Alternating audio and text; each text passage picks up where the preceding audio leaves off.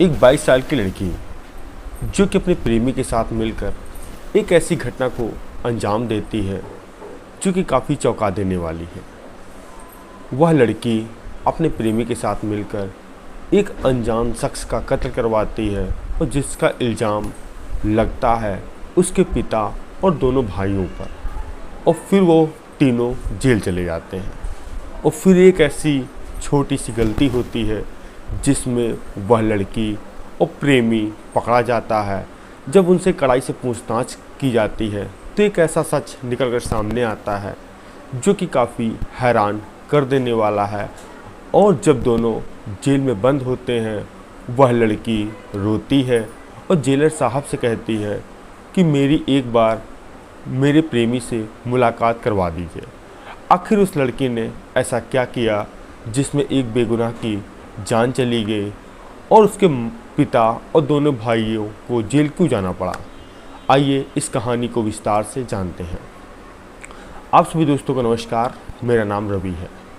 ये सच्ची घटना चालू होती है उत्तर प्रदेश का ज़िला है मुरादाबाद। उसी के अंतर्गत एक गांव है जिसका नाम है गुरेठा, और उसी गुरेठा के पास ही एक सड़क जाती है जिसका नाम है कैलसा रोड। वो तारीख थी 18 सितंबर 2025। सुबह के लगभग 7 बजे थे। राहगीर उस सड़क से जा रहे थे, तभी देखते हैं कि एक व्यक्ति सड़क किनारे लेटा हुआ है। अब जैसे ही बाइक सवार अपनी बाइक खड़ी करते हैं और उस शख्स के पास जाते हैं तो पता चलता है कि वह उसकी मौत हो गई है। और फ़ौरन पुलिस को इतला दी जाती है। मौका वारदात पर पुलिस वहां पहुंचती है तो पता लगाने की कोशिश करती है कि आखिर यह युवक कौन है, कहां का रहने वाला है। तभी पता चलता है इसका नाम योगेश है, जो कि पेशे से पेंटर है और बगल वाले गांव का ही रहने वाला है। अब जैसे ही सूचना उसके घर वालों तक पहुंचती है, जो योगेश के पिता थे वह आते हैं। पुलिस के अफसरों से कहते हैं कि साहब, कल यानी 17 सितंबर को मेरा बेटा काम से घर पहुंचता है, तभी मुझसे कहता है कि मैं अपनी दिहाड़ी लेने के लिए एक बगल वाले गांव में जा रहा हूं और 2 से 3 घंटे में आ जाऊंगा। जिसके बाद रात के 9 बजते हैं। हम परिवार वाले खाना पीना खाते हैं और फिर सो जाते हैं। सुबह जब उठकर देखते हैं तो बेटा मिलता नहीं है। फिर उसके मोबाइल पर भी फ़ोन मिलाते हैं, उसका फ़ोन स्विच ऑफ आ रहा है और आज पता लगता है कि उसका किसी ने कत्ल कर दिया। अब पुलिस बहुत हैरान थी, परेशान थी। फ़ौरन योगेश की कॉल डिटेल खंगालती है और उसमें एक नंबर था 112, जो कि रात में तकरीबन 11 बजे डायल था।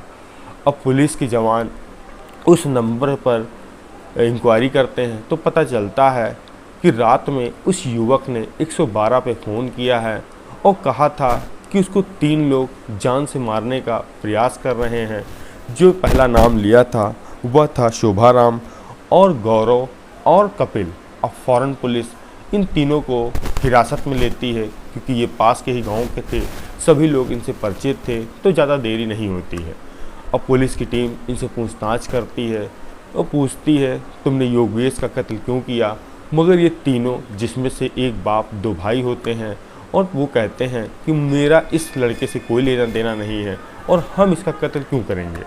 अब फिर यहाँ पर जो वहाँ के एसएसपी थे सतपाल सिंह, वो भी आते हैं। इन तीनों आरोपियों से कड़ाई से पूछताछ करते हैं, मगर ये तीनों अपनी बेगुनाही का एक ही जिक्र करते हैं कि साहब, जिस दिन वारदात हुई उस दिन हम लोग अपने घर पर थे। अब पुलिस इन तीनों के मोबाइल की लोकेशन उस रात देखती है तो पता चलता है ये तीनों वाकई में अपने घर पे थे। अब पुलिस फ़ौरन ही जो एसएसपी थे 112 में फ़ोन मिलाते हैं और कहते हैं कल जो रात में कॉल आई है उसकी मुझे रिकॉर्डिंग चाहिए, जैसा कि मैं चेक कर सकूं कि आखिर यह मृतक ने कॉल किया था या दूसरे ने।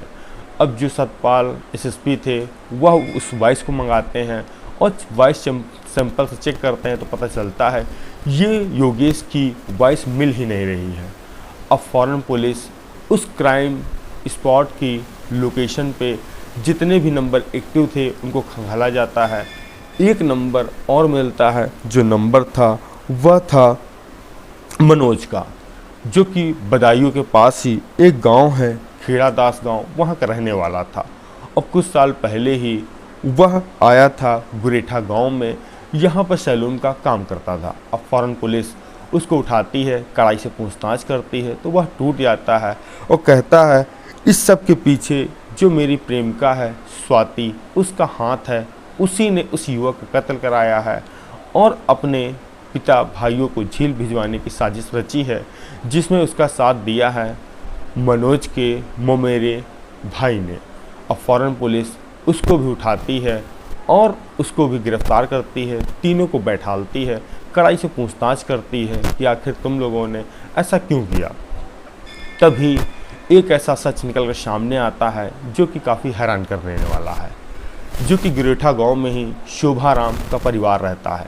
शोभाराम के 2 लड़के हैं और एक लड़की, जो छोटी लड़की है जिसका नाम स्वाति है। जो बड़ा लड़का है वह प्राइवेट जॉब मेडिकल लाइन में करता है और जो छोटा बेटा है वह डिलीवरी का काम करता है, जैसा कि ब्रेड, दूध, मक्खन वगैरह।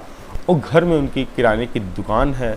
ज़्यादातर शोभाराम उसमें बैठते हैं और जब उनकी गैर हाजिरी में तो उनकी लड़की स्वाति भी वहाँ पर बैठ जाती है।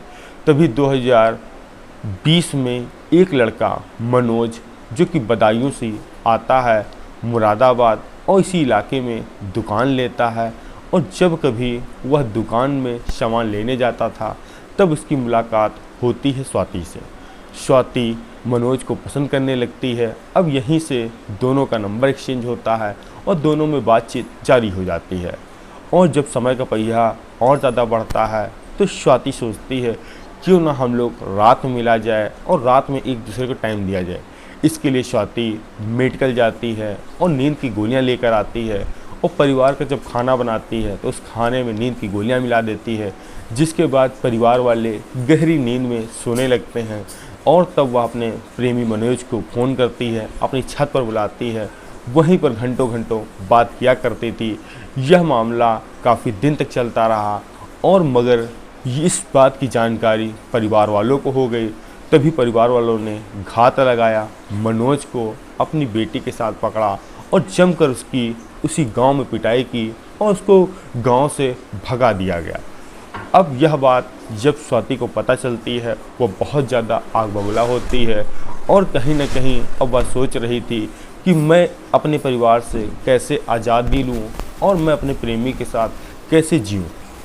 अब कहीं ना कहीं वह मनोज को फ़ोन मिलाती है, कहती है अगर तुम्हें मुझे पाना है तो मेरे सबसे पहले भाई और पिता को रास्ते से हटाना पड़ेगा या तो उनको झूठे मुकदमे में जेल भेजनी पड़ेगी। तभी मनोज अपने एक ममेरे भाई को बुलाता है और वह फिर क्राइम पेट्रोल वगैरह देखता है और ऐसी मूवी देखता है जिसमें एक शख्स को फंसाने के लिए दर्शाया गया हो। तभी वह स्वाति से कहता है ठीक है, मैंने एक प्लान बनाया है जिसमें तुमको भी साथ देना पड़ेगा और मुझे बताना पड़ेगा कि तुम्हारे फैमिली में कितने लोग हैं और कहाँ कहाँ जाते हैं। स्वाति भी मान जाती है। तभी वो तारीख आती है जो तारीख थी 17 सितंबर 2025 की, और जो कि मनोज निकलता है उसी गिरोड़ा गांव की रोड पर। अब उसकी तलाश थी कि एक अनजान शख्स का हम लोग कत्ल करेंगे और फिर उसी फ़ोन से 112 पे डायल करेंगे और स्वाति के भाई और पिता का नाम बता देंगे कि ये लोग मुझे मारने वाले हैं। अब जैसे ही मनोज उस सड़क पर आता है और उसका मेरा भाई था, तभी एक शख्स उधर से साइकिल से आ रहा था जो कि कोई और नहीं योगेश था। पेंटर का काम करता था और वह अपनी मजदूरी लेने के लिए कहीं जा रहा था। इत्तिफाक कहे या संयोग कहे, जो मनोज था वह योगेश को भी जानता था क्योंकि वह भी अक्सर उसकी दुकान पर आया करता था सैलून के काम से, यानी बाल कटाने के लिए। तभी वह मनोज योगेश से कहता है क्यों ना भाई आज चलो, मैं तुम्हें न्यू हैदराबाद लेकर चलता हूँ, वहीं पर पार्टी कराऊँगा। अब उसकी साइकिल वहीं पर खड़ी करवा लेते हैं पास की दुकान में, सुनसान इलाके में। अब मनोज बाइक चला रहा था और योगेश को बीच गाड़ी में बैठालता है और उसके पीछे बैठता है उसके मामा का लड़का। अब तीनों उसको लेकर जाते हैं शराब के ठेके पर, वहाँ पर शराब खरीदते हैं। मनोज यहीं पर नींद की गोलियाँ मिला देता है और जब वह बेहोश हो जाता है तो उसकी वह वहीं पर मार मार के जान ले लेता है और उसके फ़ोन से 112 पे फ़ोन करता है और कहता है कि मेरे को जानलेवा हमला हो रहा है और साहब मुझे बचा लीजिए। और जो मारने वाला है वह शोभाराम और उसके दोनों बेटे कपिल और गौरव हैं। इसके बाद फ़ोन कट जाता है। उसकी लाश को थोड़ी सी दूर ले जाकर एक सड़क किनारे छोड़ देते हैं। इसके बाद 112 की टीम जो पास के थाना था वहाँ से PCR वैन भेजी जाती है और फिर पुलिस वाले उस नंबर पर कॉल मिलाते हैं। वो कॉल भी नहीं उठता है और पुलिस वाले वहाँ देखते भी हैं मगर वहाँ कोई नहीं मिलता है। इसके बाद पुलिस की टीम भी वहाँ से लौट जाती है। अगले दिन जब सुबह होती है, राहगीरों की नज़र पड़ती है, तब पता चलता है योगेश का किसी ने कत्ल किया है। जब सतपाल SSP ने इस पूरी घटना का खुलासा किया कि जिसमें एक बेटी ने अपने प्रेमी के साथ मिलकर एक बेगुनाह का कत्ल करवाया और उसका इल्ज़ाम अपने पिता भाइयों पर लगाने का प्रयास किया। और कहते हैं ना, जुर्म करने वाला कोई कितना भी शातिर क्यों ना हो, कोई न कोई सबूत वह छोड़ ही जाता है। जैसा कि सबूत था वह 112 पे कॉल, जिससे उसका प्रेमी और प्रेमिका, उसका ममेरा भाई पकड़ा गया और यहीं से दोनों जेल भेज दिए जाते हैं। और फिर जेल में जब वह पहुंचती है तो वह जेलर के सामने रोने लगती है। कहती है, साहब मुझे एक बार मनोज अपने प्रेमी को दिखा दीजिए। तभी जेलर कहते हैं, यह प्रोटोकॉल में नहीं है, प्रोटोकॉल में बस यही है, परिवार का अगर आपका सदस्य कोई मिलना चाहता है तो वो भी मिल सकता है। यहीं से इस कहानी का अंत हुआ। हम आपसे मिलते हैं नई कहानी नए स्वाद के साथ। जय हिंद, जय भारत।